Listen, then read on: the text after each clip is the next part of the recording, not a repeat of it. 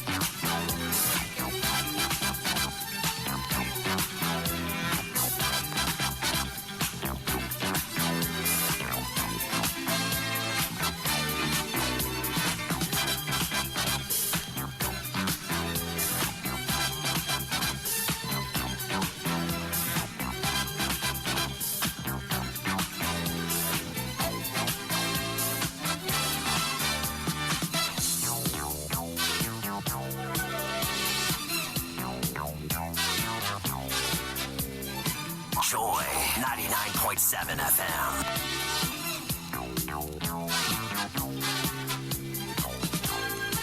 Joy 99.7 FM. Many thanks to the News File team for bringing us the latest in current affairs and looking at the backstories thereof. Time now for the News File of Sports. We call it this Joy Sports Link. I'm Gary L. Smith and it's 15 minutes after 12 here in our studios in Kukumlemle. If you're tuning in from around the world on myjoyonline.com, thank you to you as well. If you're on a regular radio 99.7, thank you as well. Today we are doing two major things.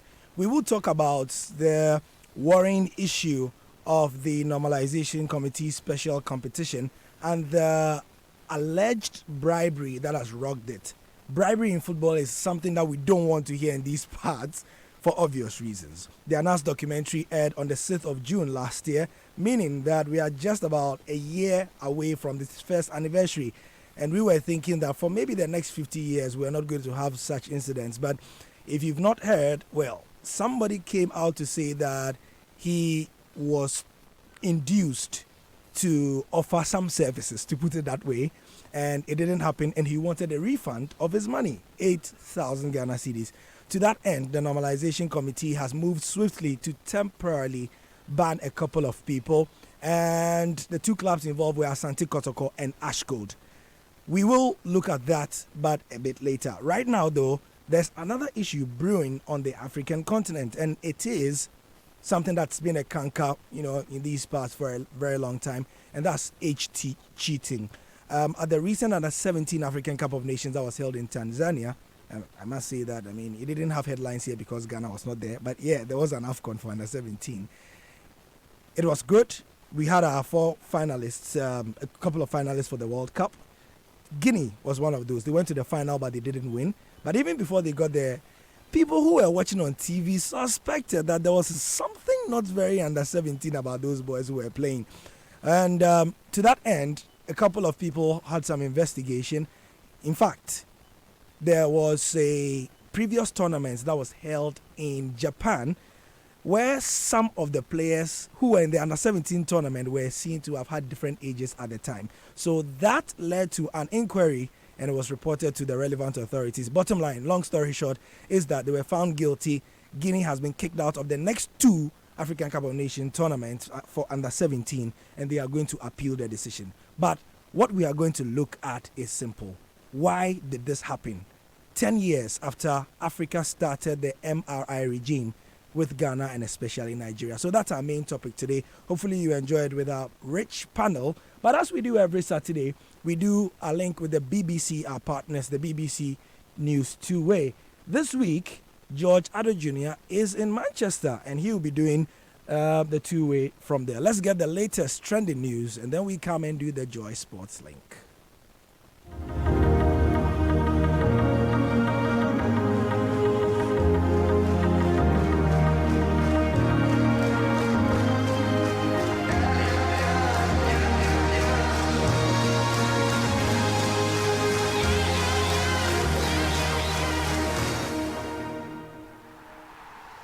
So thanks, Maz, for your time, and such a pleasure to be doing this from the BBC Media City in Manchester. Let's get on to the business of the weekend then, and all eyes will be on Wembley for the FA Cup final between Manchester City and Watford. Will motivation be enough, though, for Watford to cause an upset in London? Quite difficult, isn't it, to see past Manchester City in this one, George? When we look at the way that they've been playing in recent weeks in the English Premier League, all those wins on the bounce to make sure they got the title ahead of Liverpool. And although Watford obviously had that exciting comeback in their semi-final against Wolves and ended up obviously edging past them in injury time, I really can't see Watford really causing that much of an upset. Yes, they're into their second FA Cup final, their first in 35 years, in fact, when they play Manchester City on Saturday. But I think it'll be really, really tough for them to cause an upset against Manchester City. And of course, City are on course for the first domestic treble. If they win the FA Cup final, they obviously add that to the league title that I've already mentioned, and the League Cup win that when they beat Chelsea on penalties earlier this year. So I think for them, there's real motivation to try and make a bit of history as well. Well, the trouble means that it'll be a great opportunity, Mas, then to see the parade on Monday. We'll be looking forward to that. I know you're going to that, George. Yes, of course, Mas. So let's talk about Chelsea now. And what most fans dreaded seems to be playing up nicely. Reports from Spain have it that Eden Hazard may be on his way to Madrid after the Europa League final. What more do we know? Well, Eden Hazard, the player himself, has apparently already said that decision has been made even before the Europa League final is played. That's obviously played in Baku in Azerbaijan in a couple of weeks' time, and we do expect that really to be his final appearance for Chelsea. I think really inevitably all Chelsea fans, I know you're a massive Chelsea fan, George, but I think we're expecting Eden Hazard to be wearing a Real Madrid shirt come the end of the close season, aren't we? I really think that that's what we expect the move to be. I think that's where we expect him to be come the end of the European summer. And I think Chelsea themselves expect that as well. Maurizio Sarri saying that, the decision is down to the player at the end of the Premier League season last weekend when he was asked about it in his post-match press conference. I think even Chelsea now, and the fans even, you could see them last weekend thanking the player with banners at Stamford Bridge. I think even they realise now he's really given 7 years, is it now, to the club, and really it's time for him to be allowed to move on, and I think that will happen. Well, Eden Hazard away from Chelsea, who gets in at Manchester United, and there's enough indication that it's going to be a lot of activity in the just open transfer window. United have reassured Ole Gunnar Solskjaer of massive financial backing. But Mars, will that be enough to give the Red Devils the lift they so desire? I think it's going to be really tough, George, isn't it? I mean, the problem that we've got at Old Trafford now is that there's no Champions League football at Manchester United next season, and that's obviously the real draw, isn't it, for players? And I think it's less really of an issue of well, obviously there's a huge issue about who they attract, but also the players that might leave. We all talk about David De Gea, whether he's off to Paris Saint-Germain or another club in the summer. Also Paul Pogba, what's going on with him? Is he going to leave? There's so many issues about that Ole Gunnar Solskjaer has got to sort, and I think really it's going to be really, really hard for them to kind of attract the quality of players that a club like Manchester United expects when they're not in the Champions League next season. Right, Mars, let's end with what you've made of the teams still pushing for Premier League participation next season. Aston Villa and Derby County have sealed the real tussle in some 10 days to come at Wembley. But considering the strength of Leeds and yet still getting knocked out, is it safe to say the teams who would eventually get promoted have Premiership temperament? Well, everybody wants to do Wolves, don't they, next season? Yes. Everybody wants to be that team that's newly promoted and has the kind of record that Wolves have, where they ended up being best of the rest, if you like, behind the top six, and having such a great record against the top teams as well. I think Pep Guardiola said, didn't he, in October or November, that Wolves were one of the best sides that his team had ever faced, and I think all the teams want to be able to do that. Playoff final is obviously such a massive match because of the idea of being able to play Premier League football next season. I think Aston Villa and Derby County, it will be very interesting. Obviously, you've got Frank Lampard in charge of Derby County now against John Terry, his old teammate. I know two Chelsea legends for you, George, on the backroom team at Aston Villa. So that'll be a very interesting dynamic to look at. I mean, I don't know of those teams who will edge it. Obviously, Derby County missed out to QPR about 5-6 years ago in the playoff final, so perhaps there's memories of that still for them.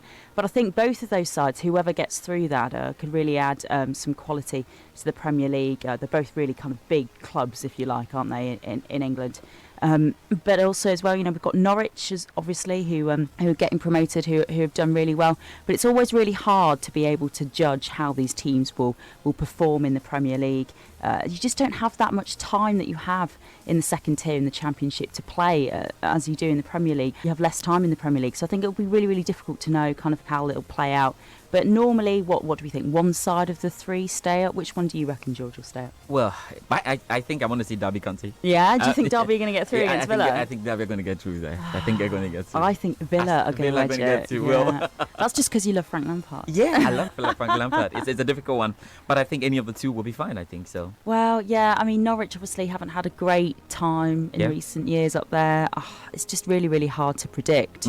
But obviously, they want to do Wolves, don't they? And Nuno Espirito Santo is my manager of the Premier League, I think, this season. So I think I agree with that as well. He's been really good, but it's difficult to take it away from Pep. Yeah, no, absolutely. But we'll see what happens. That's right. Mas, thank you very much for your time. Then we look forward to a wonderful weekend.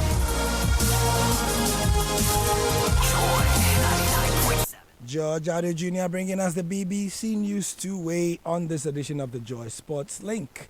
And like I said, our main issue of discussion, there'll be two actually, and we go into the first one. Let me welcome my panelists. Yesterday she was on the Joy AFCON podcast, Asha Komugisha.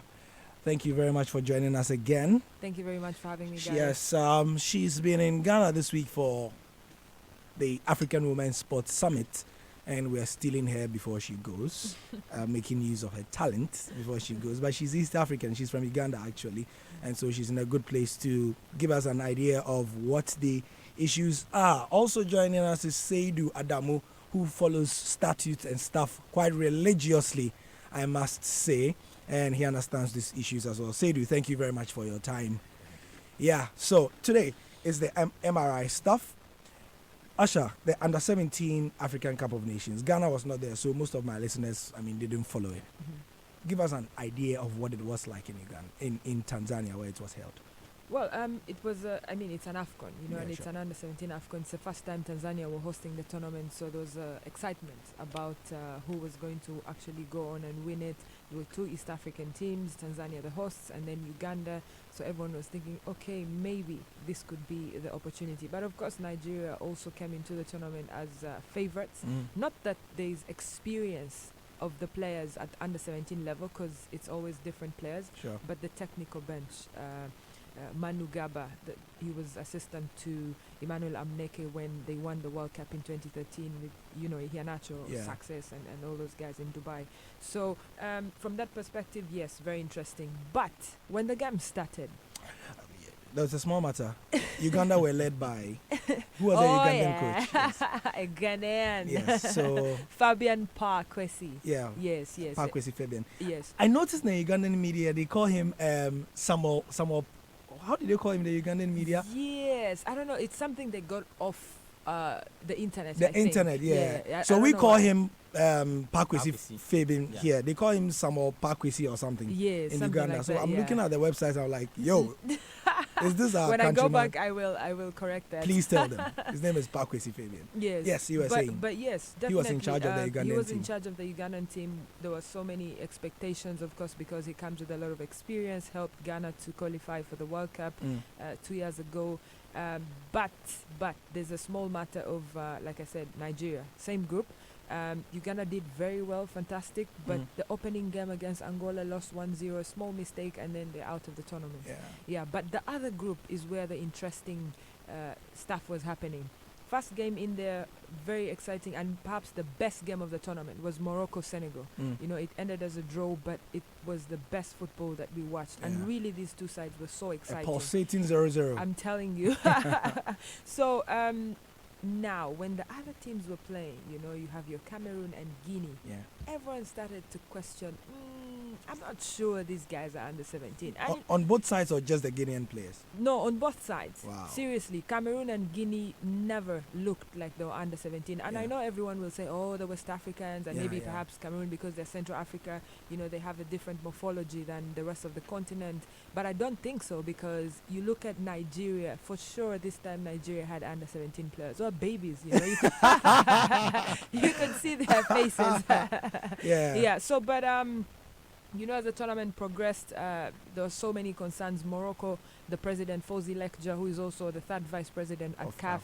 made a very, a public altercation, I should say, and saying, no, look, this is a joke, because he felt that Morocco was being cheated and that Guinea did not have under 17 players. It's what they call a diplomatic row. Yes. So then the drama started. Yeah. After Morocco made a complaint, Angola on the inside, was saying, no, these guys are really not that, they're not, Under 17. under 17. So Morocco as well, the coaches, the players, everyone, was shocked.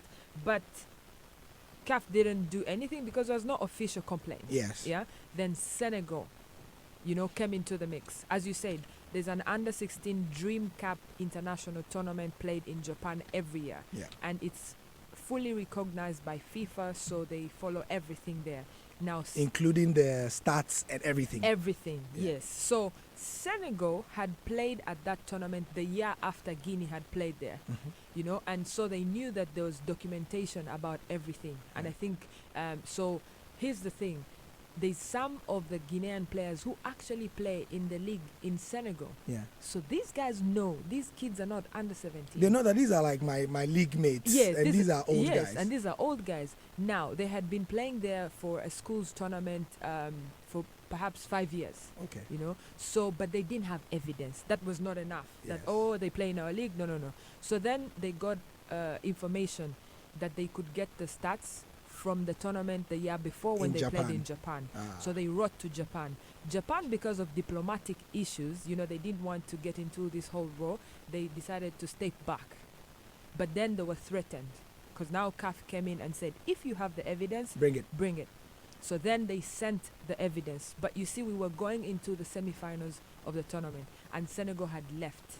They had flown out of Tanzania Yeah. because they were out of the tournament. Sure. Once you're done with your group games, you're out of the country. So they sent in the evidence a day before the semi-finals. Actually, that night, literally. So when the evidence came in, they were saying, are you sure? We have to look at the passports, blah, blah, blah. But the information was on the website.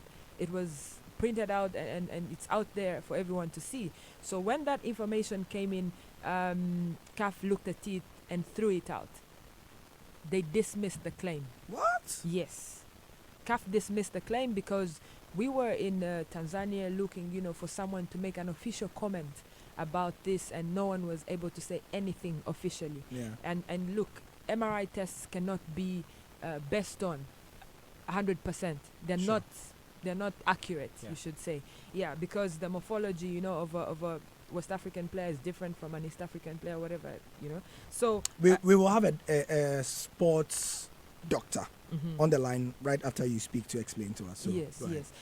So what happened is they played the semi-finals, and then Cameroon and Guinea qualified for the final. Mhm. Now, in this moment, there was, a little bit of tension because now what should they do? Should they have Senegal come back all the way from Dakar to prepare? There's a logistical issue there. Mhm. So I think that CAF made the decision, you know what, let's play this final, Yeah. and then if there's more evidence, they will not go to the World Cup. Yeah. And Senegal were fully aware of this. And Na- Senegal, and remind us of how many teams could qualify for the World Cup. the semi-finalists, Mhm. the four teams. So So, the la- Nigeria, yeah. Angola, Senegal, and Cameroon and Guinea. Mhm. So what happened is they decided to play the final, and Cameroon won the final, in a penalty shootout.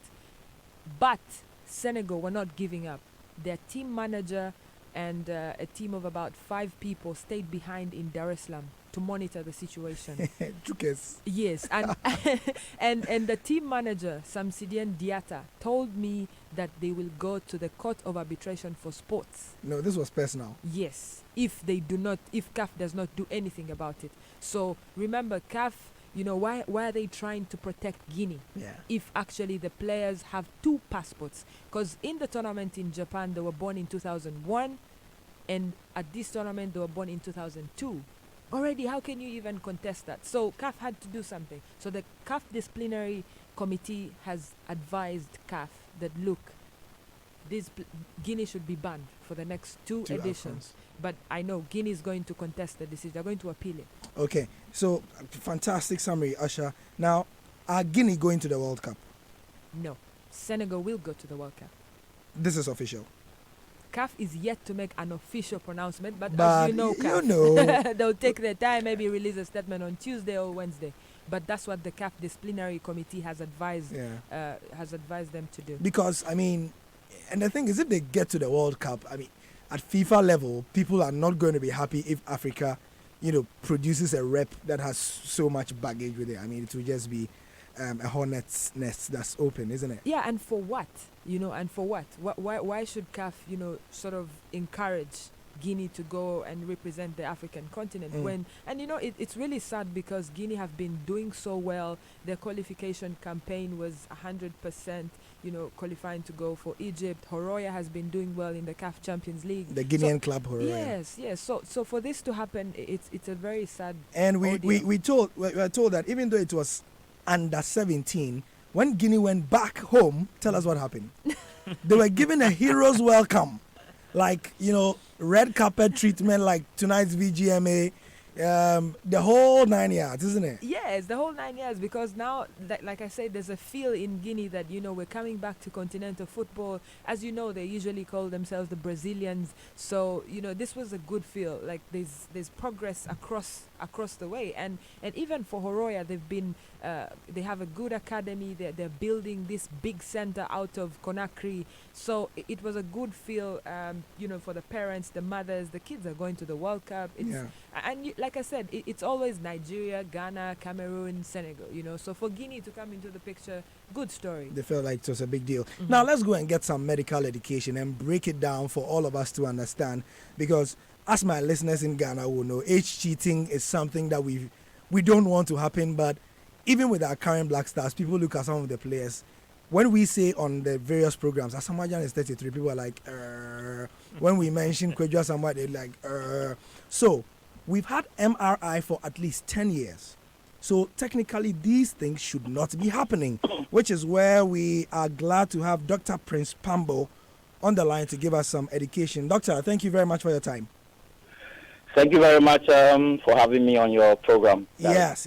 Dr. Prince Pambo is a name that will be regular to our hardcore sports listeners because, he's a sports medicine specialist, but he's been doing a lot of work for Ghanaian football in that capacity for a very long time. He's not in Ghana at the moment, but still has taken time to do this with us. So first of all, though, what was your first reaction as a layman and as a professional when you heard about these age cheating allegations involving Guinea at the AFCON?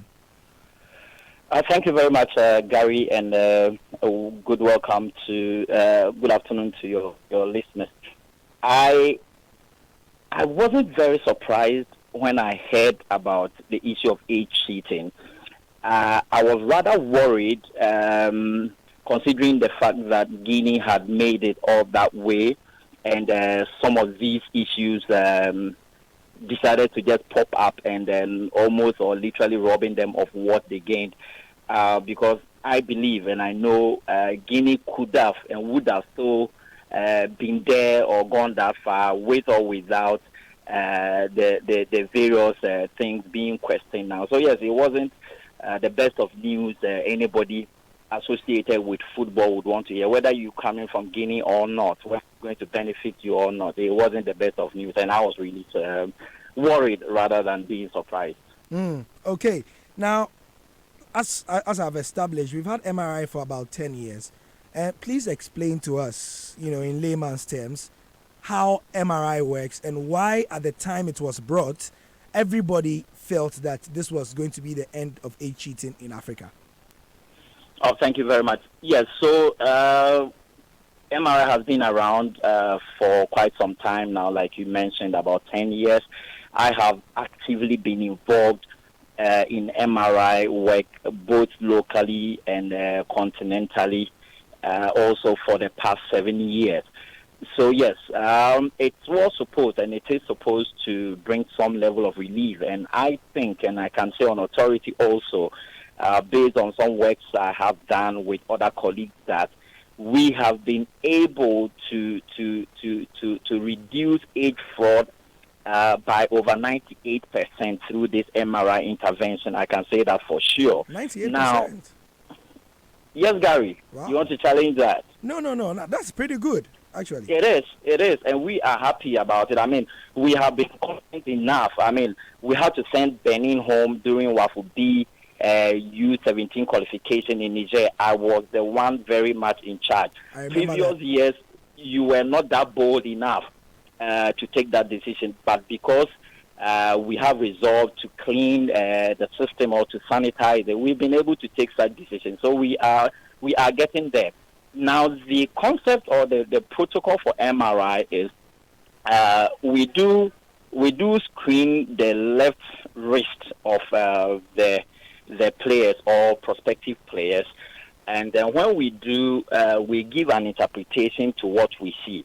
Now, there are two bones in your forearm, if I should say it, the radius and the ulna, where they end, and then they have some level of fusion. Now, we look at the radial fusion. Fusion just meaning bones kind of joining together. Okay. And if you are under, you're 17 years and below, we're supposed to see some level of space, not a total fusion of the bones. If you are 18 and above, then we normally would see a complete fusion. So this is the simple protocol we use. So if we do it, we who are trained in the area, of course, and with radiologists, depending on how wide and long the fusion or the opening is, then we are able to grade it. So we have grade 1, grade 2, grade 3. Grade 4 is the allowed limit for you to qualify to play any FIFA or CAF sanctioned competition. If you mean under 17? Under 17. Under 17, yes, okay. Sorry. So if for males, not females. Okay. So if you were more than a grade 5, say grade 6, then you are disqualified from being able to compete. What I should chip in here is, if I do a player, if I screen a player today and the player is grade 5 and I qualify the person for a tournament, now the player can play that tournament. If in a month's time there is another tournament and I'm sanctioned to do it, and that same player is supposed to screen and the player comes and turns out to be grade 6, I will still say grade 6 and the player will be disqualified. There's no ambiguity about it, because we also know that a player who is grade 5 could get his fusion in a matter of weeks, and then it turns out to be grade 6. Yeah. So that ambiguity, to us, it's not an ambiguity, but then there is, we have situations like this that could arise sometimes. Fantastic. So now that you have explained this excellently for us, the obvious question is, how did Guinea get through the system? So I think the issue being questioned now, I'm not too sure whether it is an issue with MRI or an issue with documentation. I think we would need to establish that point well. Okay, so okay, Doctor. Let me ask the question another way.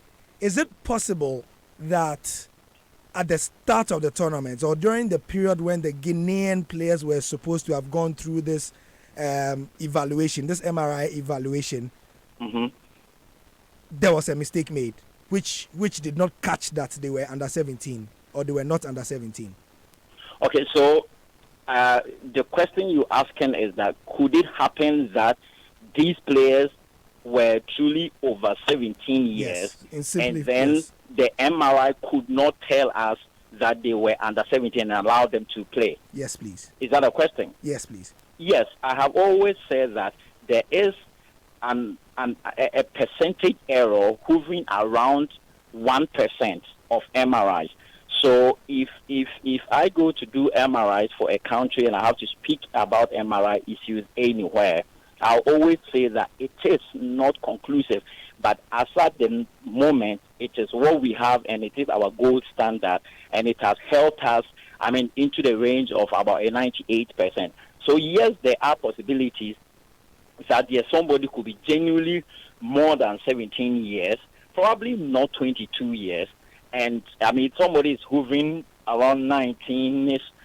Yes, sometimes an MRI could miss it, but you, the doctor, who is sitting there, or whoever is doing interpretations, you can't look at a person's face and say, I believe or I think.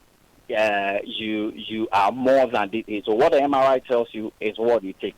And I mean, of course, I've also seen instances and heard of instances where certain players thought and believed that they were even more than 17 years, and MRI told them they were less than 17 years. So yes, we have this 1% error that does happen sometimes. This is interesting education because some of my listeners may recall that about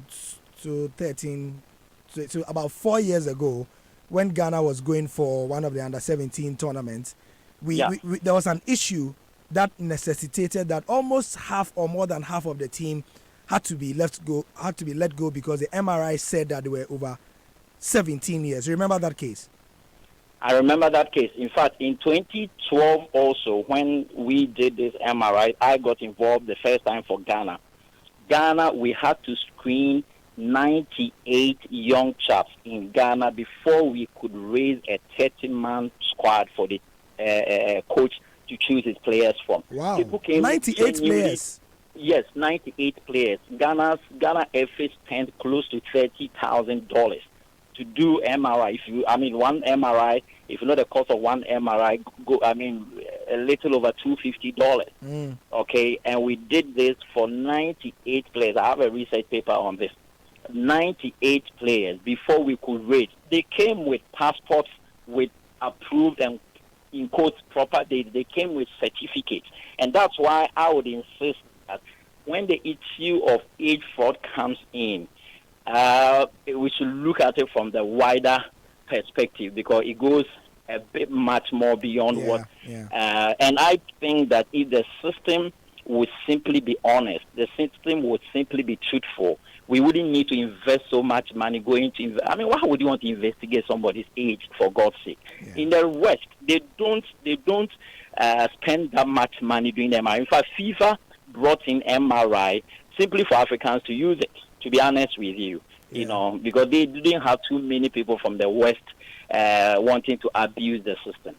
Yeah, interesting stuff. So now, the way forward for Ghana, because we are in Ghana as well. Now that we have established that there is a margin of error, what do you advise our teams to do? Because we know that even during this under-17 tournament, a few Nigerian players were disqualified before the grand finale because from the start of the tournament until the semi-final, their bones had fused, and so they had to be let go. Is that accurate? Did you say from the beginning of the tournament they were declared fit for the tournament, and during the tournament they had to be let go? That's not we are not sure, but we just know that before the final, a couple of Nigerian players who had been in the tournament up to that point had to be let go. I really would not be too sure if they were there as part of the team, because what will happen is that before you will be allowed to have your name as part of the 21-man squad for that particular tournament, you would have to be screened and certified that you are qualified by age-wise MRI to compete. So nobody comes during the tournament to want to do MRIs when you have probably played 2-3 matches before letting certain players go. So I think we need to get that sorted. When we do the zonal qualifications, yes, teams came with their players for the zonal qualifications in the WAFU B1. Yes, we sent a few Nigerians home. We sent the whole of Benin home. We sent, in fact, it was only Ghana that had a very clean sheet of all the countries that came before there was a kickoff. But normally, once there's kickoff during the tournament, we don't really come in between and then send players home. Good stuff. I think that we've sorted everything out. Asha and Seidu are here.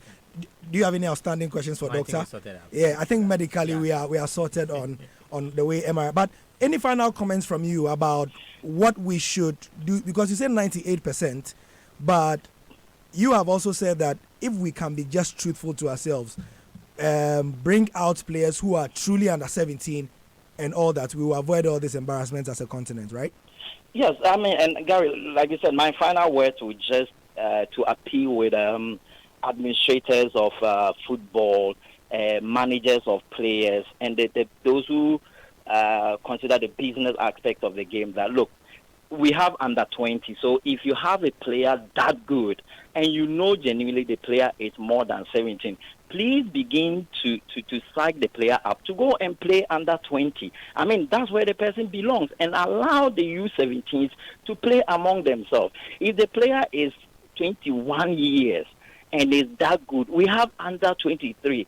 Begin to look there, let the player go there, fit in, and the player will progress with his or her age.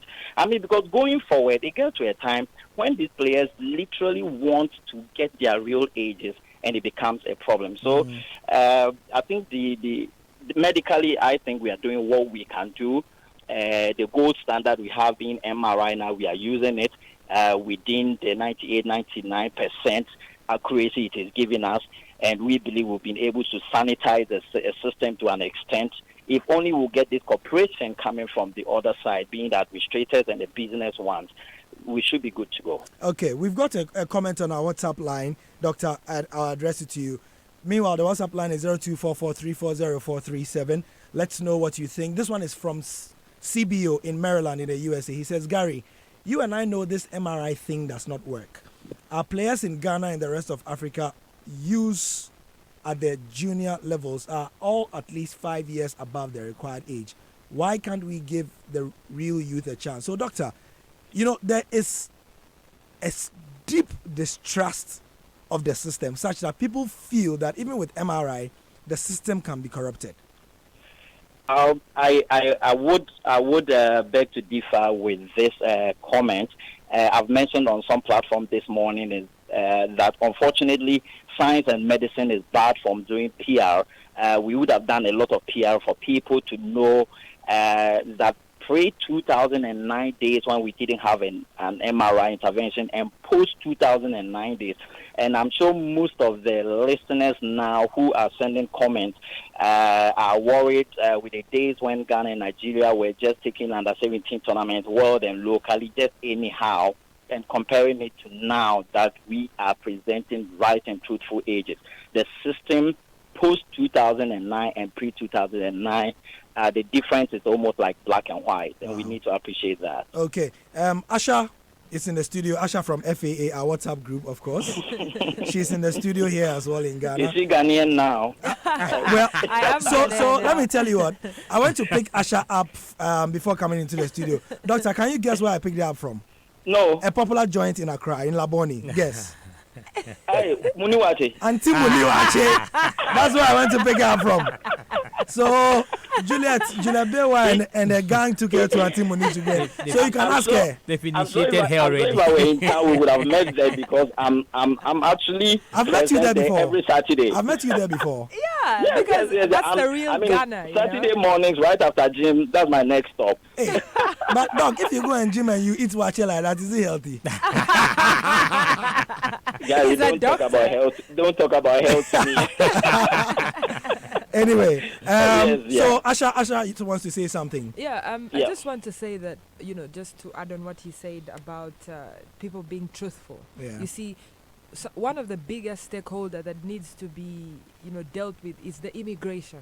Yeah. Because the immigration gives out the first passport, and then the federations go and deal with the immigration again. To get another passport. That's a national document, that should not be tampered with, because even from a security perspective, it's criminal. It's criminal. It's dangerous. It's dangerous. Yeah, because what they'll do is, so you're Gary Al Smith, and you spell your name Gary, and then they'll put a double R in the second passport. In the second passport. So that's two different people, and so that's how they run away with it. Yeah. But you have countries like, for example, Tanzania. Since 2004, Tanzania decided that every person that is above 7 years will have a national document. Mm-hmm. So anyone born after 2004, has a national document on when they were born. But in Africa here, you have everyone has new passports when they're coming to the tournament. Everyone has new birth certificates.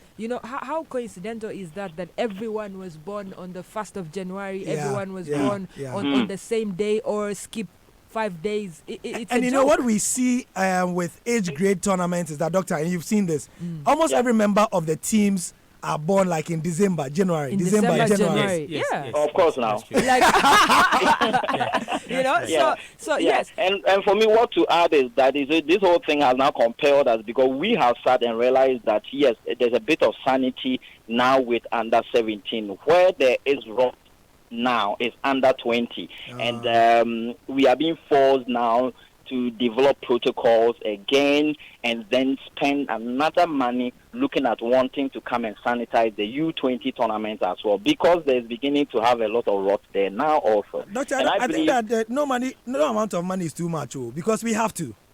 Yeah, I mean, it will happen. I mean, I'm just probably giving you a heads up on this. We've already worked on protocols, and we will just see. But you see, from the FIFA point of view, it's not attractive. It's not motivating enough for them to want to think that we want to do something at U20 level. Because they feel that, come on, if you are truly U20 playing, if you are a little more than U20, then you should be able to play even at any level, the senior side, and you are even at an advantage. Yeah. I've always told people that the strongest player you can get is a 22-year-old player. He would run, he would do everything right, and will be able to last 150 minutes without complaining. If we had 22-year-olds making half of our team Black Star, we shouldn't have a problem. Yeah. And I mean, the same will apply for any country, Uganda, wherever you are. So I don't see why, if I'm a manager of a 22-year-old player, I will not be aiming for the person to play the senior side. I want to come and wrestle with young people at under 20 level. It really doesn't make sense. Nice one. Also, on the line, joining us, we have a very Pan-African discussion, is Sasu Obayuana, also a member of that WhatsApp group that we have. Sasu, welcome. Hello, Gary. How are you in Accra? Fine. Dr. Prince Pambo is on the line. Asha is also in the studio, so you might want to say hello. You have Asha, that troublesome Ugandan. Why are you misrepresenting me, you Wahala man? Anyway, Osasu, welcome. So we've been getting some legal education. Osasu Bayuana is formerly, he's with the BBC World Service, I should say, and also a very, very, very experienced broadcaster. Also has done a fair bit of legalese in his career, and so that's why I have brought him on the line. Osasu, we've heard a bit about the medical side. From a legal point of view, how bad is it for teams like Guinea, who have gone to, as it were, cheat with ages at an under-17 AFCON and have gotten a ban? And what lessons are there for the rest of Africa, Osasu? Well, it's no rocket science here. For goodness sake, if you are presenting youngsters for an under-17 competition, they have to be under 17, and their paperwork should be genuine. You can't have a situation where a set of players go to play in an invitational in Japan with a set of passports, and then they go in a couple of months later, they come for an under-17 African Cup of Nations in Tanzania. It's outright fraud. And as far as I'm concerned, the coach of that team and the general secretary of the Guinean Football Federation fired, because there is no way that this falsification could have taken place without their knowledge and involvement. Excellent. So, again, just to let you go very quickly, because I know you're busy, from a legal point of view, what do you think that the Confederation of African Football can do in terms of tightening the protocol, giving stiffer punishment? Because we know Guinea at the moment have been given a 2 AFCON ban, and they'll be given an economic sanction as well. Is it enough to deter other countries from doing this? Well, I think being banned from the next 2 AFCON, that means they will not play under 17 football, for at least 6 years.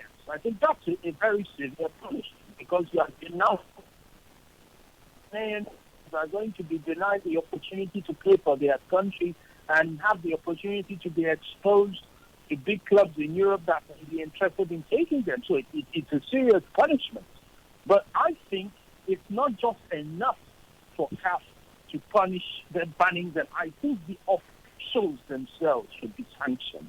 I think CAF should even go as far as sanctioning members, key officials of the Guinean Football Federation that were involved in that, to make them understand that, if you are found to be complicit in age cheating, because you know how it works. The coaches are these players, and just want to have passports before they play for their national teams. These things are organized most times by the national federations.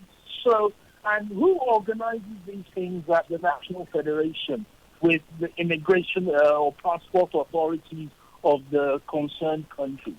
It would normally be somebody of the rank of the Secretary General of the Federation or somebody who has been delegated by him to do that job. So they know exactly what is going on. So anyone who tells me that they should not be held liable is just not being honest. And I am very sure that even under Guinean law, which I have no knowledge of, it is certainly fraud for someone in that country to own two passports with two different dates of birth. So even within Guinea, there should be sanctions for that because they have brought shame to the country. Sasu, thank you very much for your time. I promise to keep it brief with you, and we'll let you go now. We appreciate your time. All right, and stay safe with that troublesome Uganda.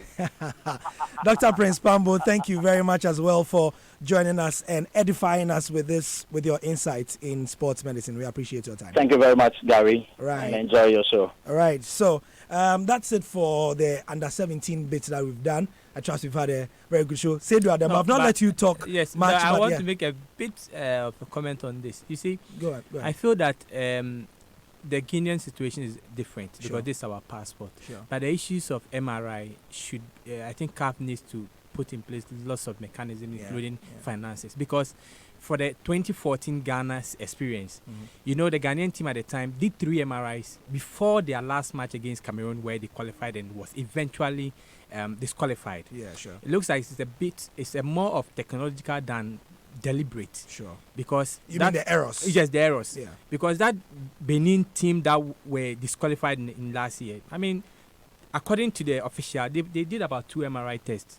But yet when they got to CAF, they were disqualified. Nigeria, the team that just went to this tournament, when they went to Africa, they had about 3 players disqualified.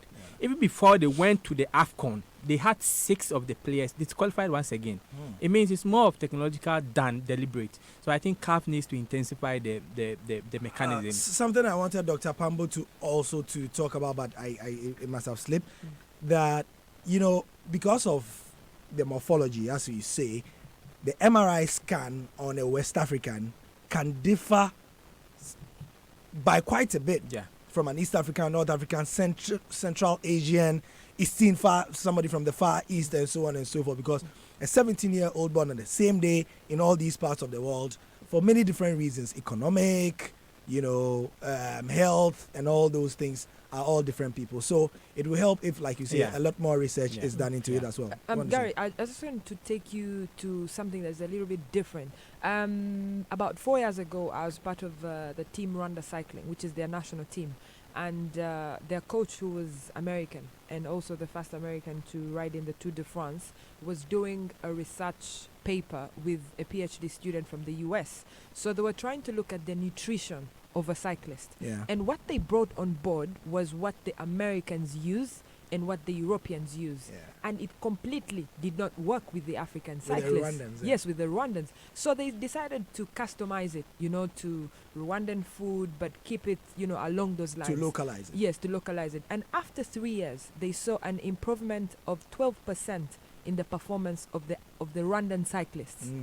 Because they customized it. African solutions to African problems. Yes, to African problems. So the explanation by this PhD student was that the bonds of the Rwandan players, cyclists, was completely different because they were born in the hills in the mountains. You know, so now we're talking a whole different, ball game, because the East Africans are usually living on a high altitude, like 3,000 meters above sea level. So it's different from a South African who's staying in Durban, or a North African that is in Casablanca or Rabat. So it's something that, Dr. Pambo and his colleagues have to look into. Look into as well. I mean, this morning on a very interesting chat that we witnessed, another doctor from Nigeria, Dr. Akinobu. I asked his name. We all know him as Dr. T, but his real name is Dr. Tude Akinobu. He couldn't be on the show because he says he's currently in the operating theatre, but I would love, because he feels that some of the work that Dr. Pambo and the others at CAF have done is not conclusive enough. He agrees that they've done their best, but he disputes the 98% efficacy rate of their MRI work in the last 10 years. So it would have been good to have. But the bottom line is that, when you hear that a team from Ghana have gone and have failed on MRI, sometimes it's not all bad. I don't want to say it's not all true, because as we've established on this show, the margins of error can sometimes be big. The same players can go for 1 MRI, 2 MRIs, and then only fail at the 3rd attempt. And maybe sometimes they are really under 17s and so on. But Gary, from a layman's point and from experience, in the last Park we see Fabian's team, he took an initiative that before you are invited, let your management go for MRI test. So you do it yourself. You come to the team's camp with your MRI test. And Gary, we are aware of players who are younger than others who failed the test. Now, Dr. Pambo said it. Yes. Dr. Pambo said it. Yes. Those who are younger than others failed. So but the younger rest players failed the MRI yes. test. And so I think, like Dr. mentioned, the Nigerian doctor you mentioned, I think they need to do more. They need to experiment more to see how best we can get the right ages to get into this competition. Because, in fact, Ghana suffered before qualifying to the World Cup in India. Yeah. If I tell you the number of players that were rejected, But the number of Dr. players. Pambo, I just said that So, we tried on 98. It's so serious. Yeah. Yes, but look, you have a situation where a twin is failing an MRI test. And his twin It's is going. going Is through. going. Wow. So for me, I don't believe in the MRI test that much. Yeah. Because a twin, how can a twin fail an MRI test when the other, Is going. I spoke to a mother of a Tanzanian child who was who failed the MRI, and he said, "Wow, this is unbelievable. Yeah. Like, I know when I gave birth to this son of mine. So how can the MRI say that he's not under 17? And then you have a situation where the neighbors are coming in and saying, "No, come on, it's Probably the MRI may not be the final solution to the age No, issue. it's Well, not. Dr. Yes, Pambo it may mentioned, if you heard, that it's the gold standard. But maybe the gold needs a bit more gloss on it. Yes. This is the Joy Sports Link on 99.7 Joy FM. Please keep your comments coming.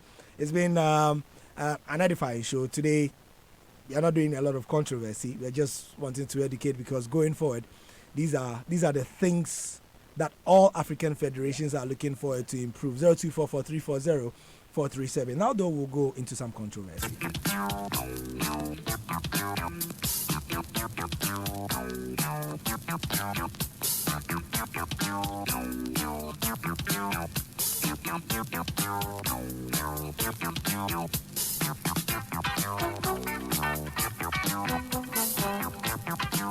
Joy 99.7. I'm Gary L. Smith, sitting in for Nathaniel Atto, who should be back next week. From that part, we go into the second hour of the show. It's 6 minutes after 1 here in Kukumlemle. Welcome again.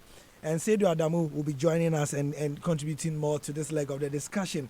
Now, the Normalization Committee Special Cup is, something that has been in progress for now on 13 weeks, 14 weeks. We are entering the week number 14. Yeah, 13. We are entering Yeah, 13. 13, yeah. This weekend. No, tomorrow. 12, 13. 12, Yes. 13, yeah. 13. We have 2 match days to Have go. 2 match days. And with 2 match days to go, Hearts of Oak have already qualified Yeah. for the semi-final. Their fans are making a lot of noise on social media because they claim that even though they weren't in active football like Asante Kotoko, they have managed to qualify to the semi-final. As for Kotoko fans, they claim that their zone is more difficult than Hearts of Oak's zone, which is why Hearts have qualified, which, if you look at the teams there, it's a bit true. But we are more concerned about something that has been creeping from as far as week 2 in the league, which is about hooliganism, which we've spoken about, and now something which is even more annoying. I think that's the word, bribery. Look, the Anas investigation was supposed to be to borrow Dr. Pambo's phraseology, the gold standard, in clearing all this kind of rot. But Saidu, tell us what happened this week. Well, before I tell you what happened this week, anybody that follows the Ghana Premier League should know the sequence that it follows. Tell me. It starts with issues of refereeing. Mm-hmm. It moves to hooliganism. Mm-hmm. Then the final leg goes to bribery. So 3 legs. It's you see, just like the teams, Yeah. the stabilization process. I mean the movement process. normalization, No, the teams when the league again. Yeah, sure. The movement process, the stabilization process, then the business process. Okay, so I think what Saidu wants to say is that when the league starts on match day 1, Yes, everybody plays honestly. And then they get to a stage where they want to stabilize their performance. Then they get to the stage where relegation is coming, and then it becomes business. It becomes business. Okay, go So ahead. you see, those are stuff that has run through this league over the last. In fact, for the past 5 years, that I can attest because I've been a keen Observer. member of the observer of the league for the past 5 years. But the point is that we need to do more. Mhm. We need to do more. I'm saying we need to do more because the issues as they presented themselves yesterday weren't issues some of us do not anticipate they would happen, but just that people in authority did not maybe paid little attention to them. So they ignore the warning signs. They and ignore red the flags. warning signs. Yeah. So yesterday, or within this week, there was a voice clip of a former referee Mhm. claiming he's been a mediator or a broker to a match fixing scandal or whatsoever transaction. so you see, a principal person was mentioned, and no mean person than the executive chairman of Kumasi Asante Kotoko, that he gave 150,000 Ghana cedis. Ghana cedis, yes. Mhm. No, 15,000 Ghana cedis. 15, yeah. 15,000 Ghana cedis, which would have been 150 million Old, Ghana cedis. old. Yeah, so 15,000 Ghana cedis for a match to be fixed. Now, he has not spoken, but the club has come out with an official statement Mhm. to disassociate themselves and the executive board chairman from the allegation. Yeah.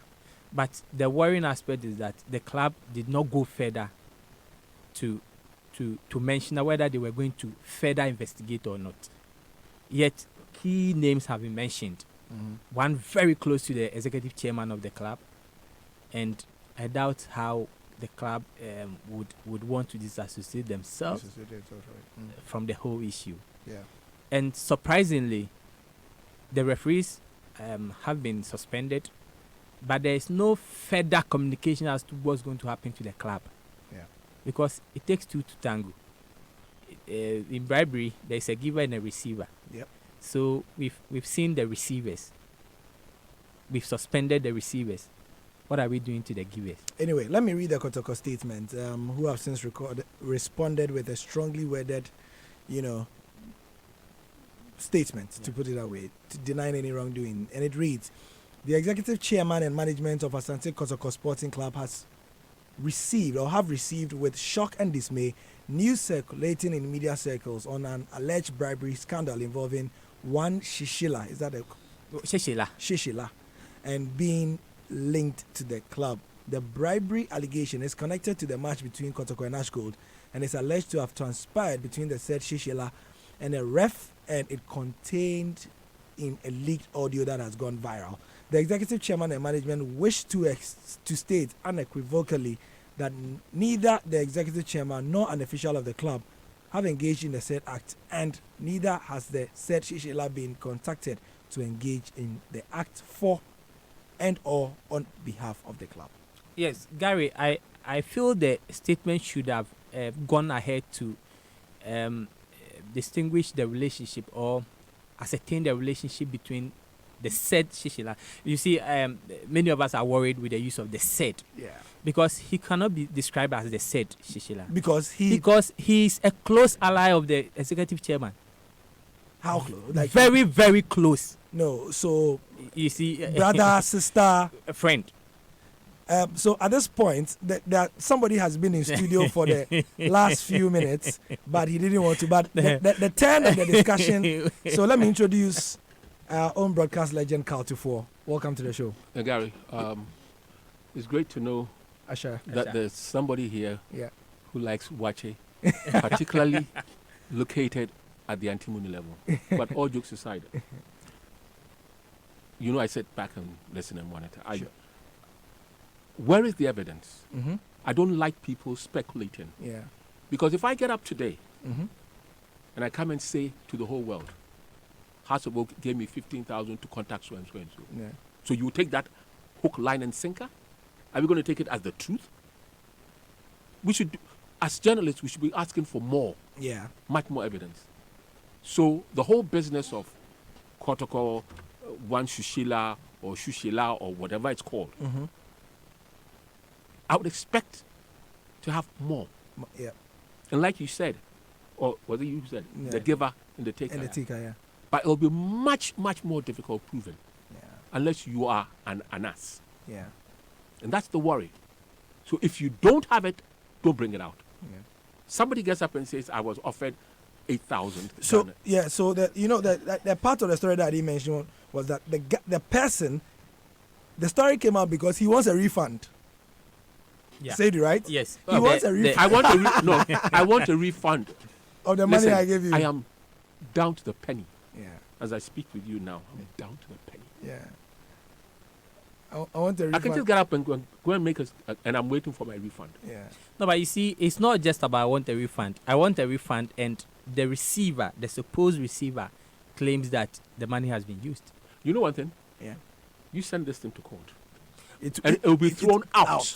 Immediately. Yeah. That's the point I'm getting to. Yeah. That's where we should be also operating within that sphere. And you see, but Council for the problem with what you are saying is that, for years and years we were at this level. Oh, we don't have evidence, and so we kept needed no, hold on. And so Gary, let me interrupt you. Yes. We needed to get an ask. We needed to. We needed to. suspected. Yes, We suspected. for a long time. But in many ways, in the terms of true journalism, Mm-hmm.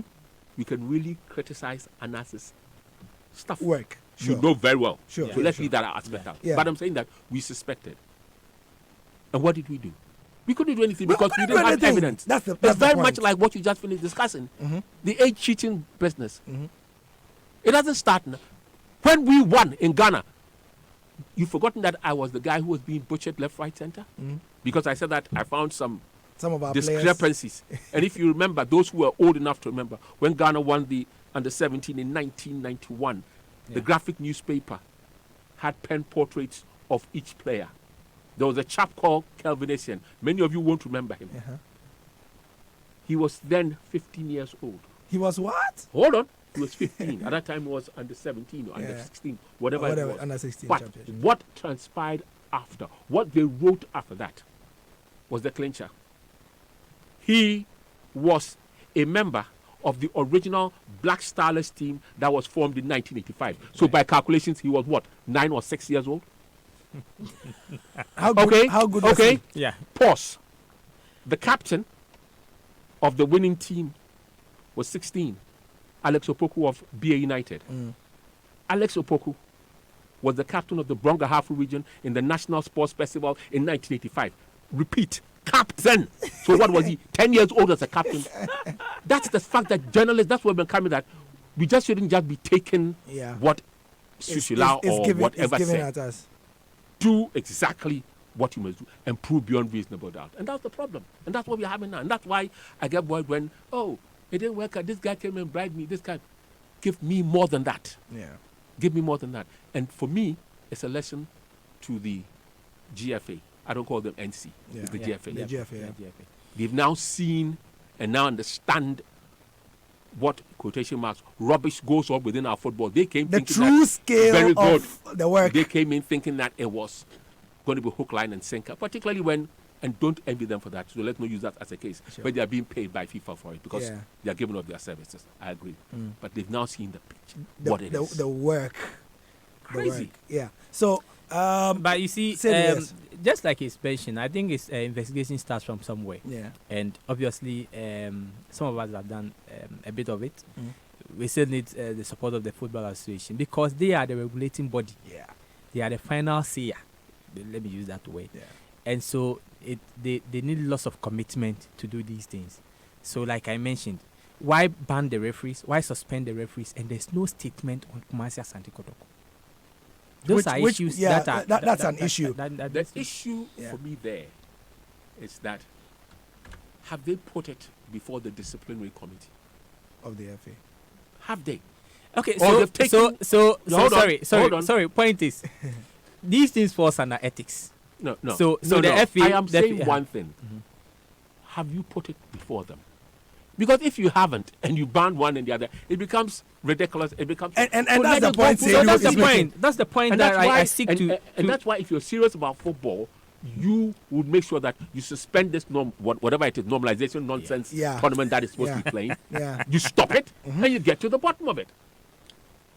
Exactly the point we all have. And Yes. you know Exactly the point. it's like a vicious circle, a vicious cycle.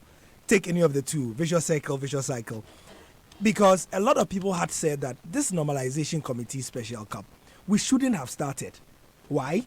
Because the statutes with which you are governing this thing is what you've brought been asked us- to review. Yes, is what you've been asked to review. But you know the thing they said. They said that they needed to test the new regime. So they were it's like a pay as you go. Pause.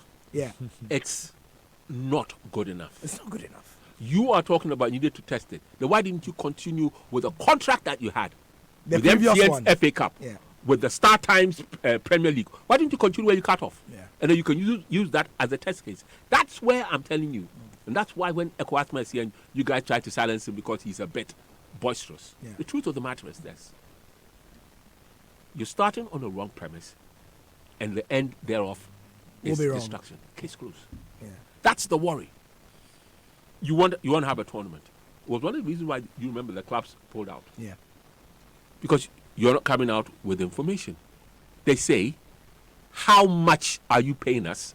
How much are you paying referees? And how much are you paying my dear friend here? Because even if you won't tell the media, the club should know. Yeah. The amazing thing is that out there, we even know what each club gets for the position on the Premier League. That's right. We know what they're getting for the FA Cup. Even before the That's the tournament point. ends. Yeah. So what makes this, or we have a group, or we now have an quote FA, that is just simply a reincarnation of the old one. But the government said that they were going to pay the bills. Have they given the money government, to the talking GFA? about the government paying the bills, the government already, and probably rightly so, already had some angst with the FA and the way it was running things. And remember that if it had not been FIFA's coming in, the government would have thrown out the old FA and put in their own guys. The normalization, their own, yeah. But Yeah. we have already seen a bit of it, haven't we, Yeah, in the Black Star Management Committee, where it has politicians throughout. Okay, that they have the prerogative. Fine, because they finance the national team. And so it's because of the fear of FIFA banning us and lumping us up like a ton of bricks was what got them to pull it out of court. Yeah. And that's why the Deputy Attorney General keeps on saying he ain't got no case to argue. Yeah. Okay? So that should let you know. And let's call a spade, my dear. Whoever pays the piper in the long run will call the tune. Whoever pays it. And if government is going to be helping to subsidize it, then you're going to be expecting more of quotation marks government interference. No, but you see, I think issues of government interference, we need to be more careful with it. There's no country in this world that has its football played better. Completely No, private. played better Yeah. without the intervention of government, because state laws must be made to protect the sanctity of the game. Sure. As we speak, Ghana do not have a single law on sports, on football, bribery and corruption. Can I There's say no one thing? single law. There's no single law, because we are running 100% football in Ghana. Yeah. I just opened the GFA Codes and Ethics. What they term as bribery, it has no place in the criminal codes of Ghana. So can you? So to what extent? I wanted us to come back because we're deviating a bit. Let's come back to the protocol issue. So read that if you have. So if you take the Codes of Ethics 14, it says, no, even let me go to the 14.2. It says, officials are forbidden from bribing third parties. So they use the word bribe. There you are. Yes. There we go. No, you see, so that's where the problem is. You need to define bribery. Yeah, what is bribery? Okay, so let's go towards bribery here. It says officials may not accept bribes. So it's not even there defined. It is. It's still not even defined. The crux of the matter is you need to define bribery in this circumstance. But you can't define bribery. We all know what bribery is. Yes, but see, we know what bribery is. But the its repercussion is different from what the state law says and what, because at FIFA the worst punishment you can get for involving yourself in this issue is to have a life ban. But are you aware? Are you aware that so long as you're not living in utopia, or you're living in heaven, you go by the laws of the land in which you will. Let's get it clear. Regardless of what the FA rules may be, regardless of what the FIFA rules may be.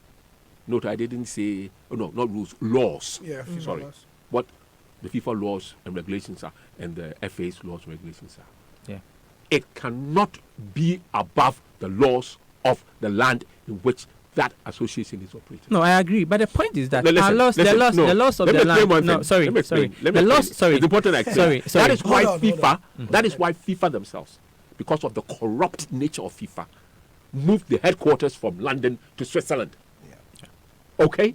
At first it was in London, and when there was a possibility of them being sued, they rushed to The neutral Switzerland, which is the country, sorry to say, that has no morals, but is also virtuous in the sense that it accepts so long as it's kept in there, it's fine by them. Yeah.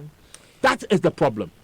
Okay? Yeah. So note, for me and for many legal guys out there, if the regulations and the laws of FIFA are at variance with your country's constitution, it's simply before the courts is null and void. Yes, you can incur a FIFA ban, Gary, but who cares? Gary, you know what? You see, we've done lots of discussion on this area. You see, I think we need to understand the areas to which the state laws operate. Yeah. As we speak, FIFA laws are not government laws. Yeah.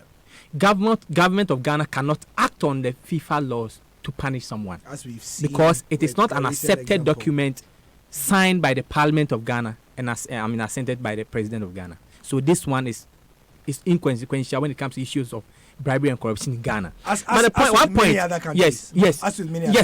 see, the UNODC did a project in 2017-28, United Nations Office for Drugs and Crime. They looked into bribery in sports. They realized that of the 211 countries in the world, that make up the FIFA. FIFA. Only 58 have laws that are relative to states that can affect activities of sportsmen. Yeah. So in Africa, you have, say, South Africa, which have partial, not full, partial. You have a bit of Kenya. Yeah. I think these are the only two countries in Africa. Then much more in Asia, where because of these betting companies and the rest. Yeah. Asia, you have many of these countries. A bit of some states in the US. It's football and sports were private. It is now that state, it becomes so vibrant that countries need to come on board and help run it. For instance, if you drive in Ghana, you are protected or you are regulated by the road traffic regulation, right? So the road traffic regulation says I can't hold my phone and drive. So if I can hold my phone in this studio. I can hold my phone even if I go to the Parliament House. Yeah. But I can't hold my phone and drive. This is a special law. So what we are saying is that the state needs to have special laws for football. And it's done in the UK. Where they have laws. Break it down. Break it down. Laws? First and foremost, the GFE must be re-registered.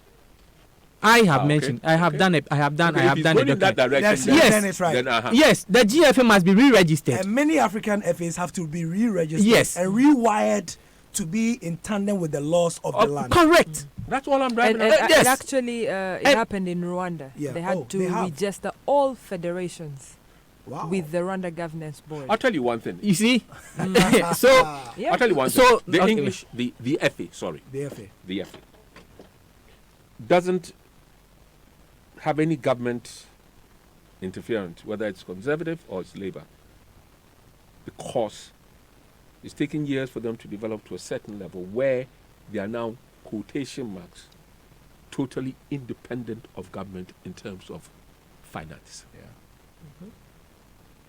So if the Ghana Football Association wants to get to that level, then they've got to start thinking about those things. Make And how do you do that? We've had corruption. We've suddenly had the new FA coming in and coming up with a tournament. Show us signs that you are changing. What Kotoko and Goldfields are going back and forth, it's nothing new, was nothing new, will never be nothing new, will, whatever it is, simply because you've got nothing to show. You can't live on speculation. And so if we want to take this thing forward and make this quote tournament become the yardstick for future leagues and FA Cups and whatnot, then I keep on saying it. You stop the bloody tournament. And I'm sorry for using the word, but I repeat it. You stop the bloody tournament and get to the bottom of this. That will show people or give people the impression that you are different from The previous your regime. previous regime. And you're getting things done. But we can't see anything. But then sarcastically, the word was what? Normalization. So it's going back to normal, which was what was in the past. yes, obviously. Anyway. So I think, Gary, we need to do more. If indeed we want to bridge the gap between us African football associations and those of Europe and other parts of the world, we need to do. The state must be must have a bit of commitment. You see, when this whole GFA liquidation stuff came about, I said government lacked three things. They lacked commitment, they lacked the financial wherewithal, and they didn't have men. If indeed, because you even the state promised to $1.2 million, and as we speak, they've only released 500,000, and we are almost half of the tournament. Match day 13. And you see, so I think there are issues. We need to understand the issues. We need to have a proper analysis of the issues and see how we can raise the standard of the game and get it. A couple of comments coming in. And some Wilson is going full attack on Carl. He says that Kotoko have been implicated and Carl is wet up. Suddenly the normalization competition nonsense. When the clubs and Eko Asma were asking Dr. Amwa to disclose how much money they have taken from the government, Carl remained quiet. And now he has shifted the goalpost by saying the clubs were asking to know how much they were going to get. He also accuses Carl in a separate message of serious damage control being done by him in the studio by Carl, who he says is a Kotoko man. Good. Let's get a few things correct here. When I was growing up, I was a Kotoko fan. Everybody who knows me, and Wilson doesn't know me, he's clearly a kid. No, he's actually a bit old. He doesn't know me. He's a 70s because guy. everybody who knows me, and they'll tell you from all the officials at the FA, I was I switched over to Goldfields, and since then I couldn't care what Kotoko did. However, that statement, he said that Carl kept quiet. The fact that he didn't hear me speaking doesn't mean I kept quiet. So Wilson, please come again. You were on Saturday Night Live. You know it. If he doesn't know my program, that's up to him. If he listens to Joy, hallelujah. But if he doesn't know my program, Carl has a program. I'm sure Wilson. He doesn't, because he knows that there was nobody who lampooned the NC more than I did. One, but more importantly, twice was given positions on the ad hoc committee and refused, and as well as for this tournament and refused, because I said it would affect my objectivity and your stance on and the issue. Other than that, then I need to resign. That's what I attacked Echo and told Echo that being a member of the ad hoc committee would mean that then he doesn't do media programs. And he said he had accepted that and wasn't going to do it for the 6 weeks he had been tasked to do it. So he didn't. Afterwards? Good. Very good. So when Wilson says that Kotoko is implicated, I've never said Kotoko is not implicated. What I need is to evidence so that it would stand up in court.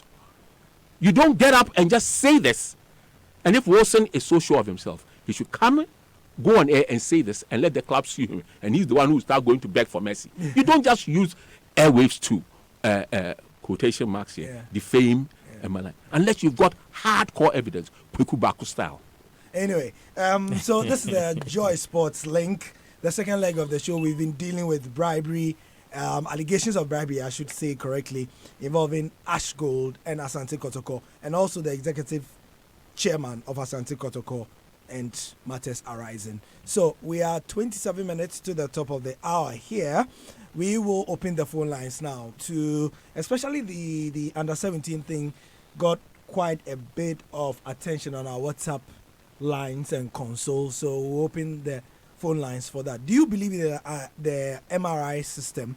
We've tried to educate ourselves on how it works, the efficacy, and Dr. Prince Pambo says that it's 98%, but you know, some of us in the studio feel that now the evidence on the ground, on the face of the pin sheet, the MRI is too problematic. It is problematic. It is problematic. It's so like, let me announce the phone line, and I'll let you speak. 0302216541. Team after team gets suspended, disqualified, only to test later and to find out that, you know, they were really speaking the truth and so on and so forth. What do you think is the problem? Should be done? 0302216541. And also about the issue of bribery, it's a year and 3 weeks almost. It's almost a year. It's 3 weeks, sorry, I should say. 3 weeks to the year since Anas aired his documentary, and already we are seeing these headlines that we don't want to hear. Arguably, the person who says that he was induced has not brought any proper documentation, so we don't know if it's true or not, but we shouldn't be hearing I'd like some to of make a comment on what she said earlier Asha about the MRI and the physiology of... That was a fantastic contribution. The morphology. Well, okay, to use the exact words, morphology. But that was an absolutely fantastic contribution, because what are the standards? Who sets the standards? Is it the white man? I'm sorry for being... No, yeah. Is it the European, American? Yeah. Or is it the African? And like she said, it's so true.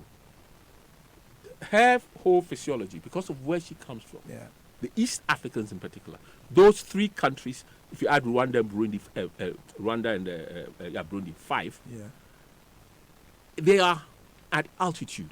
They are indeed. So they have less oxygen, as it were, and so they developed or learned or evolved over the years to have and replace it in terms of lack of oxygen, if for anything at all. And that's why they become good middle to long distance runners. People don't understand them. So if tomorrow the IWF gets up and says that, like what they've done to Caster Semenya, to bring certain stuff, will it be based on European and American standards? It's ridiculous. Let's go to the phone line. Charles from Afanko, thank you for calling us on the Joy Sports link. Go ahead. Hi, Charles. Hello, Gary. Hi. Good afternoon. Good afternoon. Thank you for joining us. Good afternoon, legendary Carl to Fortune. Yeah, sure. Carl, he says hi. I think I want to talk about the MRI scam stuff. Sure. Yeah, I think, you know, sometimes it's hard to blame this our young players. You know, they have to fight through the system. So I'm not holding brief for them. Like, they have to fight through the system before they talk there. And we know these European countries and European clubs, and before they sign you as a player, they have to factor in the age. Yeah, sure. So if, as the doctor was saying earlier on, if they use their right age, before they get there, you almost come 28, 30, thereabouts. The whole team is signed, and they have to feed their families. So when they reduce their age, that's the other side for them. But even though it's a bad thing, because you can't cheat nature, because by the time you get there, then they have any interest in their house. That was the problem. Okay. Our problem is having the right players to move through the system at the right age, and that's our problem. Because by the time they will get there, then they'll they be are old. already old. Yeah, sure. Yes. And they have to feed their family too. So the best thing they can do is to reduce their age to get that contract before they move there. So that's the problem. And right now, as you said, it's very true. Post 2009, you can check all those junior size competitions. It has been going to the foreigners, the European countries especially. Yeah. Because South Americans and Africans, we are suffering to compete with them. We see the English boys and the German boys are playing now because we are using the. So if someone's saying they don't have the, I think it's a false thing because it's the right thing. And right now, we Africans and South Americans especially, we are struggling to compete with the European countries. All right, Charles from Ofanko, thank you very much for your comments. Jonas from Tudu, you are next. Welcome to the Joy Sports Link. Thank you very much, Mambana. Yes, sir. I think that at 17 over age, the best thing FIFA or CAF should do is, the best thing FIFA should do is ban African countries from participating in the 17 World Cup. Do you remember the Ecuador 95? Ecuador 95. Yes. The Ghanaian squad that went to the tournament. All of them were playing Ghanaian Fair Division. Starting from goalkeeper Michael Abu, and then Emmanuel Bento. All of them were playing for Co United. And during that time, our league was very, very competitive. You understand? Even Sylvia Pierre was taken to the tournament later on, was even playing for House of Hope. So why? I think the African countries and then the South Americans or not South Americans who are also cheating. So the best thing, they should be banned. All the African countries should not allow to participate. FIFA should allow us to go to the Under-20 World Cup. I think that's the best thing. And I like Babu Saga. I think Kumasa Santu Kotoko should be very careful. I quite remember they won the league and they went to Utunfo. Utunfo advised Ghanaian club to stop buying match or match fixing. Razak won the league in Ghana. He was told, just after the league, that he didn't win the league for them. FIFA should be worked out. If they didn't qualify in the special normalization tournament, FIFA will be sacked. Because they just returned from the African Confederation Cup and look at what is happening. All right, thank you very much. I'm sure that's another discussion for another day. Thank you. Yeah, more comments coming in on WhatsApp as well. I'll attend to that. But phone calls taking a priority now. George from Sakaman, you are next. Thank you for joining us on the Joy Sports Link. Thank you, Gary. Yes. Mr. Kufo. It's Tufo, it's not Kufo. Mr. Tufo, I know, Mr. Tufo. Yes. Good afternoon. He says good afternoon. Yeah, good afternoon, sir. Yeah. Gary, it will be difficult, this under-age tournament. Let me tell you, Sebastian Barnes, you remember him? I do, very well. Yeah, he was my teammate at the Eastern Regional Tournament. Mm-hmm. This guy was very good. At the age, this guy was very old when they took him to under 17. I can tell you for a fact. I know him. He called me Auche simply because I'm a global. Yeah. It will be difficult. It will be difficult. Trust me. Why would it be difficult? Do you know what? If you use the academic system and the children should rise through the ranks, we can get the age right. But this time, no cost. You only see some few academies and boys who have been playing around and they grow and they join the third divisions and the second division. And the chance opportunity comes. They have to grab it with both hands, like the earlier caller said. How do they do that? They quickly have to run to the website to do everything possible. Passport office, change their age. I tell you, if I tell you the number of boys who are changing their age, footballers, you will marvel. You will marvel day in, day out. And they don't care because they have people who are sponsoring them who can change their passport for them. Right. I think it's about strong institutions. That's what we need next. Yeah. Ben, yes. Asha, you want to say something? Yes, I want to say something that there's a player in Uganda who actually, after school, went to university, and so he's 25 right now, his actual age. Last transfer window, a club in Europe wanted to take him, and when he told them that he was 25, they told him it's impossible. There's no European club that can take you because they assume that you are 6 years younger. Yeah. So can you imagine from that perspective that even when we want to correct this, there's going to be victims that are going to miss out on a life opportunity because they're telling the truth. So it's a whole system. It's messed up. It's a case where speaking the truth has to be encouraged at all costs, at all times. Yeah. Look, we're not going to benefit ourselves if we keep on living a lie. Ben from Dansoma, you are next. Looks like our phone lines are busy today. Yeah. Hello? Ben, welcome to the Joy Sports Link. Yeah, Gary, how are you? Doing well, thank you. Yourself? Yeah, and regards to your panelists in the studio. Sure. Yeah. Africa is a continent that you don't even understand. I mean, we pride ourselves so much, especially Ghana, with Christianity. 70% of Ghanaians are. But still, cheating is something that is in our blood. It happens. I mean, you field players who are not, very well, they are too old. And then, I just don't get it. Even the Muslim religion doesn't even permit that. Some players are also Muslims, some are Christians, and they go ahead to cheat. This is very, very bad. Talking about the normalization committee, I have said this countless times. For they not willing to tell even the clubs how much they're going to pay referees, tells you that they are not even on top of the job. There are people who just want some money. You can see it clearly because anybody who is not transparent, definitely you know that the person is hiding something. So you can't tell clubs how much referees are going to get because you said it is none of their business. Come on. And even the competition, I said they shouldn't even hold it in the first place. They just want some money. And I don't think it's fair. FIFA itself, has so much corruption. They have made this so that it's like a mafia. They just want to, hide under the political kind of thing. And your panelists, I think one of them said that the government, when they give you money, they are going to then insist. No, the government does not give anybody money. It is our tax money. I think we have to tell Ghanaians that.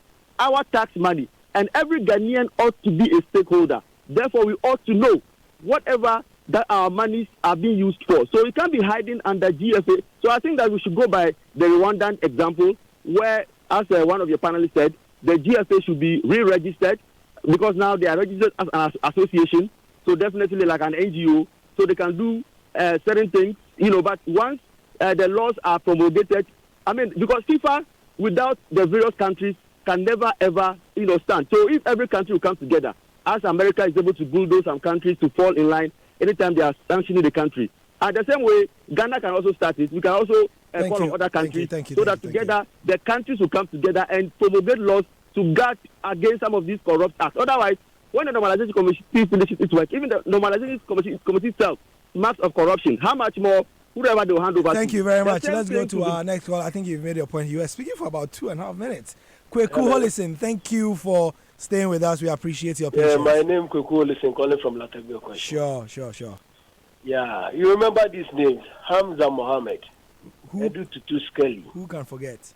Peter Oforikwe, Stephen Appiah, playing against Xavi, Casillas. You remember? And that 1999, I think there was 99, where Hamza Mohammed was the captain when we lost on penalties under 20. Do you know that some of these players from Spain just are still playing and some even retired recently? You remember Esteban Cambioso? Hello? Yes, Esteban Cambiaso, yes. Yes, we played for Inter Milan. He's still even playing around. Very well. But the players that I mentioned from Ghana here, I know some have even retired and are in business in the past even 5-10 years. You understand? It tells you the age. With respect to our part of the world, it will be difficult unless maybe the national identification comes to solve this problem. So that really we Ghanaians can also tell the truth by taking the under-17 from the schools where we know their ages because of the national identification exercise. Come to talk of Kumasi Asante Kotoko and the bribery allegation, my friend. So if your wife is caught in a drug-related issue, you are liable because she is your wife. Is that what you are trying to say? Gary? Yes, sir. You are working for multimedia. I'm not saying you should be caught in it, but tomorrow if you are handcuffed for robbery, is multimedia liable? No. If Shishila is a friend to Dr. Kwame, does that mean that whatever Shishila does is under the instruction of Dr. Kwame? Is that what we are saying? No, that shouldn't be. Yeah. Do you know that what is happening in Ghana here is that these days, when your case is brought into the media landscape and you are crucified, you are judged and sentenced at the media level, and that is all. No. Yeah. Anyway. This case will go wherever it will go, and it will not end anyway. Okay, sir. Thank you, Kweku Hollison from Latebio Koshi. It's been great. More calls, please. 0302216541. 0302216541. This is the Joy Sports Link on 99.7 Joy FM. Looks like our callers are all heading in a particular direction. They don't trust the MRI and the system. And quite an amount of money has been invested in it. So that's but why should they? Her point about the physiology of people. Yeah. Seriously. I mean, it's so deep. Why should they trust it? Yeah. I'll go back to that. What is the basis? What is the yardstick? Listen, you say somebody is obese, defined by what the European wants to think. Yeah. Am I right? Yeah. Are African ladies, with all due respect to it, Yeah. are they not a bit more voluminous? With all due respect to and Asha, who is not buxom. do they not live longer lives? Yeah. So why What's is the it that we fixation talk on- about body mass index, BMI, to shoot the European? I was going to use a certain word, but I'm seasoned broadcast, so I won't do it. I mean, it's ridiculous. It's BS. Her point is so deep. It's BS, yeah? Yeah, I'm telling you. That's what you want to say, I Her think. point is so deep. I know. Look at it from that perspective. African And solutions very to African soon, problems. I'm sorry. Yeah. Maybe not in my time. Yeah. But very soon, they'll start finding reasons to tell Kenyan runners, That I'm Ugandan runners, and all those sort of runners to go and take whatever it is. But we are going there. You know, Asha, you know. Yeah. You wait. Let me take this call. But Carl, we are actually going there. Kenyans and Ethiopians they've started trying to ban them from certain races in Europe. Berlin. It's ridiculous. There's a race in Berlin. yes, Berlin. even in Denmark Yeah. that said they were done. They were done. They don't want to take inviting any Africans, Yeah. to their races, and that's institutional racism. Anyway. Leave them be. They can have the choice. But my Dan, worry. let me take this call. Dan from Banana Inn. Thank you for your time. Hello, Dan. Hello, Dan. Yeah, can you hear me? Yes, I can hear you. Thank you very much. Gary. Yes, sir. Well, I salute you for the way you are handling this soccer problem. Yeah. I think we should rather be giving honors, simply because when we started this, our crusade against corruption, FIFA was threatening us. And we came out with all the necessary evidence. And now they are rather upholding this our actions towards corruption in soccer. So I think we need not blame ourselves. A journey of 1,000 miles starts with a step. So I think from now on we need to put some measures in place so that the up and coming young ones, we can monitor their ages and ensure that they don't get into the net of falsified ages when it comes to soccer. I salute you and the lady in the studio. I hope you will give her some jollof before she leaves. Okay. All right. Sure. I'm sure she has already. But I thought he brutalized the word jollof. Yeah, jollof. He said jollof. Jollof, yeah. Anyway. Comments coming in. This is from Wilson again. Says Africa and the World Under-17 Championship should be scrapped. It's not only the player cheating, but coach cheating. In Ghana, for instance, coaches Otiakete and Samade became elite coaches in Ghana because of winning the 1995 World Under-17 Championship when they had nothing to show at the senior level for club and country. The same can be said for Kwesi Appiah, Selastete, E.K. Afrani, etc. Can I make a defense of Samade? Samade, yeah. Samade had made a reputation for himself in the 80s with Okwa United. Mm. They played a brand of football That that was- was so good and had not been seen in this country. So I'm not too sure about that one. But let it be known that at least Samade was proven. Yes. And I was one of the guys who actually, after 96, after, what's his name, the Brazilian coach, he used to say, instead of saying sometimes, we say summertime. So it became a term between myself and the then FA member, Joshua Labi. Yeah. He was a Brazilian. When he left after the 96 Nations Cup, Yeah. they were wondering where they should go. And I was one of the guys who... Pereira? Is he called Pereira? He was a Brazilian for the South Africa tournament. Yeah. Just right. Rhinos. No. Not Rhinos came after Samade. You mean our coach? Yes, the Black Star Oh, coach. no. In 96, God, I remember his name, I'm sure. But Hey, why have I forgotten? Mazinho? No. Oh, God. Okay. Summertime. I'll find it. Go on. But the crux of the matter was that there was a campaign out there. Do we go local or do we go foreign? Some of us were... As usual. Yeah. Were at the time in favor of going local. I think that discussion started in 94 when went with when we went to Tunisia with it. I think we had that 94 discussion. we went Yeah. with Agrifin. Agrifin, right? Correct. And then Agrifin was removed after 94 Yeah. because they said you couldn't have control over the players. Ishmael Kurtz. Ishmael Kurtz, that's the name I was Ishmael looking Kurtz, for. Now, Ishmael Kurtz took over, and in 96 was the one in charge. Yeah. Now, after the South Africa debacle, where we got to, and I don't know why we call it a debacle, because we got to the semis. Why do you call it a debacle? When in the maybe because of that those three goals. well, so because Ishmael Kurtz had done what he had to do. So some of us were in favor of Sam Ade at the time. That at least he had done things within Ghana. And they were prepared. I had mentioned even that, dare I say at that time, even though it was totally ruled out, was that even a person like Fred Osamdodo, who had put his neck on the line and actually done the job. But see, the difference between the likes of Fred, the late Fred Osamdodo, Sam, Jones Atuquefiu, and Ibrahim Sande was that those three had also done it at club level. Yeah. And that's why their names kept on coming in my own. And that's what I tried to justify it. At the time. At the club level. Whereas with Fred, he had done it at the national level. But at the end of the day, they did take Sam.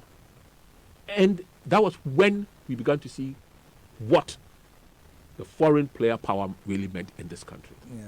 Because they also took things at liberties. And that's when the argument came that Ghanaian coaches cannot can't handle control these foreign-based players. Yeah. But it's also because our coaches refuse to upgrade themselves in the course of time. No, but how do you upgrade yourself? I'm asking this question because I hear the coaches say this. Does Franz Beckenbauer or does Pep Guardiola, to talk to the current generation, does he go anywhere to go and... Does he go to Mars to go and he upgrade sits, it? he watches, he studies, and then he comes up with you ideas. Did you Can't our coaches do the same? Do you have to go to Europe? You see, I'll say something about that. The idea is that when you're studying, for example, the UEFA Pro license, it will cost you upwards of $30,000. But CAF, you have to give them credit. They've tried to work so much on the Again, CAF Pro African license. solution to African problems. Yes, I have a problem with CAF. They are the most corrupt football authority. Yes, I understand, but from a technical point of view, so they The launched. CAF license, They launched the CAF Pro license, in Morocco, and some of the coaches, Pete Somosimane from Mamelodi Sundowns, Flora Ibenge, Aliou Cissé, yes, Aliou Cissé, Senegal. Yes, Senegal have been trying to do that course, but it's now they tried that it's not just two-day course, it's overtime. Yeah. So you're studying a pro license that will take But you can I ask over you a 1 question year. here? Yes. So what happens? Let's assume that you want to be, you're a coach already. You're in the system. Are you going to wait for Gary or CAF to come up with another extension, or you're going to do what the European does and sits down, looks at matches, and tries to draw up antidotes? That's what I'm talking about. Now that's the problem. That is what I'm talking about The when it comes to African African coaches are not being proactive, and saying, let me They're buy a challenging laptop. themselves. How many of them can even analyze a video of an opponent? I was just talking to Peter Mosimane after they won the PSL title the other Last week. week, yeah. Yes, and you look at his entire setup. He has over 3 video analysts, and that's how they beat Al Ahly, 5-0 at home, because they went and sent 2 people to Egypt to study Al Ahly for a month.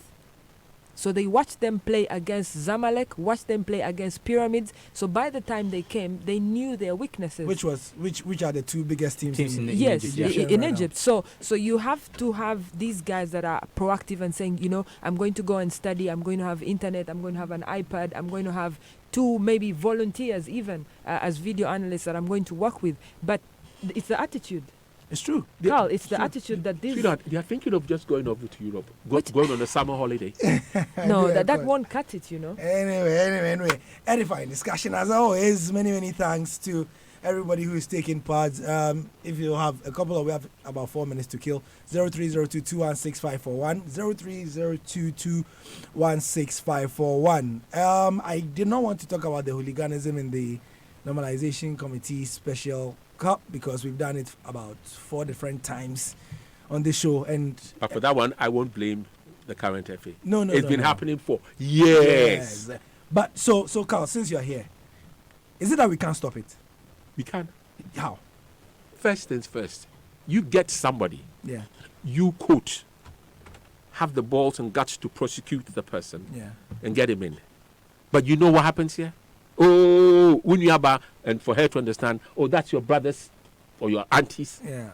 and all manner of people coming to intervene. That's the African mentality that's not helping us at all. Why it works there is that the law does not know Anybody. good. And here, the law knows. Because I heard on Peace FM, there's this thing that Kwame Sefakai plays. Nano Ferriata say something. When you send away a police batch, and the response is police. Police. In effect, what I'm saying that do you know that what you're doing is bad and the police could apprehend you? And then you say police. It's like, with all due respect, who the heck are the police? That's my problem. And so people develop that attitude and think they are untouchables.